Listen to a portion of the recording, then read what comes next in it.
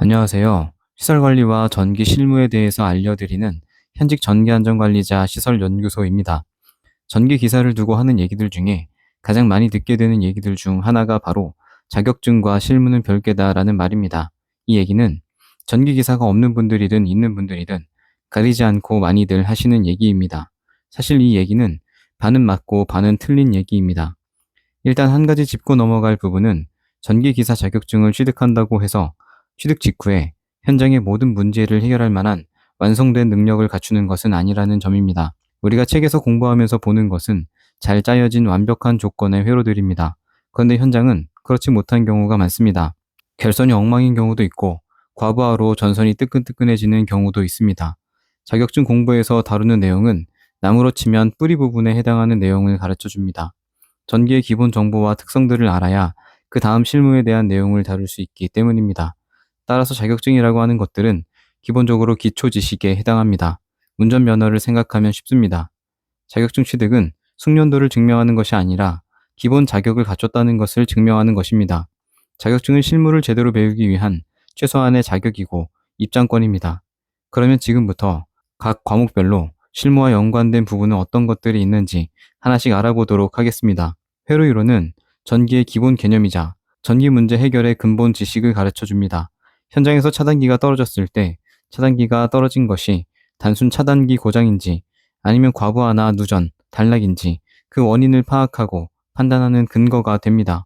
오매 법칙만 제대로 알아도 저전저항 특정 원리를 이해할 수 있고 단락사고 또한 예방할 수 있습니다. 가장 쓸모없어 보이는 전기 자기학이지만 전기 자기학은 모든 전기 현상의 근본 원리를 이해하게 해줍니다. 자기학을 이해하면 다른 과목들에서 다루는 지식들을 조금 더 구체적으로 알 수 있습니다. 전동기가 왜 회전하는지, 발전기가 어떻게 전기를 만드는지 등 전기의 가장 기초가 되는 지식을 배웁니다.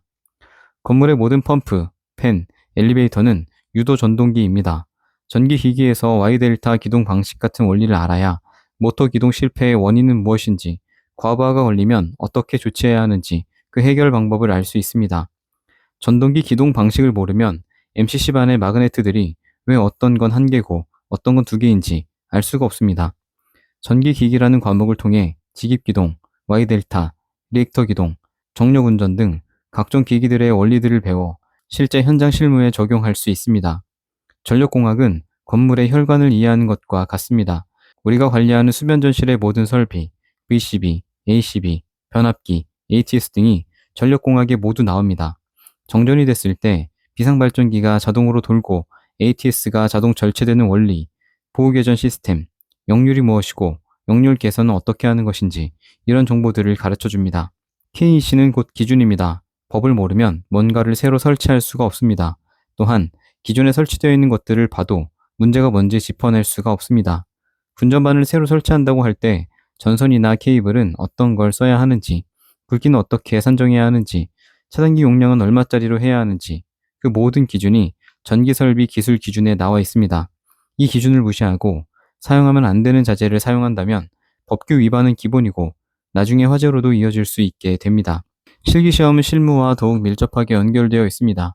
실기시험에서 지겹게 보는 수변전 설비 단선도는 전기 실무자라면 기본으로 알아야 하는 개념입니다. 전기 실무자라면 도면은 기본으로 볼 줄 알아야 합니다.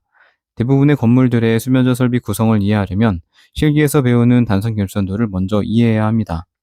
실제 현장의 단선 결선도는 자격증 시험에 나오는 도면보다 더 복잡하기 때문에 OCR이 무엇인지, 이거는 왜 3개가 있는 것인지, PTT가 무엇이고 CTT는 무엇인지 이런 것들을 다 확실하게 알아야 합니다.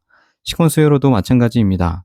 어느 건물이나 건물에는 펌프가 있고 이 펌프를 제어하는 펌프 제어반은 시퀀스 회로로 구성이 됩니다. 제어 회로가 어떤 설비들로 구성이 되는지, 전동기 기동 방식의 종류는 어떻게 되는지, 어떤 순서로 기동이 되고 과부하나 사고가 발생했을 때 어떤 설비가 이를 감지하고 회로를 차단하는지 이런 것들은 그냥 현장 실무 그 자체입니다. 그 외에도 차단기 용량 계산 같은 것들도 모두 현장 실무와 밀접한 관련이 있습니다. 자격증을 가진 사람들이 현장에서 실무를 잘 하지 못하는 걸 보면 자격증은 실무와 별개네라고 생각을 하게 될 수 있습니다. 그런데 진짜 실력은 자격증의 지식과 실무를 연결할 줄 아는 것입니다. 차단기가 자꾸 떨어지는 상황이 있다고 해보면 경험만 있고 원인을 모르는 사람은 어떤 한 가지 방식으로 해결해 본 경험이 있으면 원인을 파악하기보다는 계속 그 방법으로 해결을 하려고 합니다. 그런데 이론과 경험을 겸비한 사람은 차단기가 떨어진 원인을 분석합니다.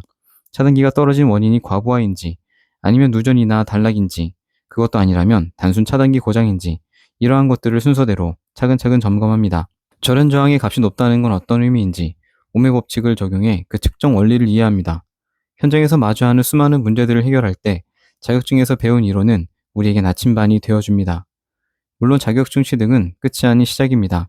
현장에서 부딪히고 배우면서 자격증이라는 탄탄한 기본 이론 지식 위에 실무라는 탄탄한 건물을 올려야 합니다. 자격증 공부를 할 때 이 내용이 실무와 연결점이 없다는 생각을 하고 있으면 공부를 더 하기가 싫어집니다. 하지만 알아야 하는 것은 실무 경험이 좀 있을수록 그 경험과 지식을 기반으로 공부를 할 때 자격증 취득이 더 수월해진다는 것입니다. 그리고 자격증과 실무를 서로 연결할 때 나중에 더 안전하게 일을 할 수 있고 또 실무자로서의 능력도 크게 올라갈 수 있게 됩니다. 오늘 영상이 도움이 되셨다면 구독과 좋아요 부탁드립니다. 감사합니다.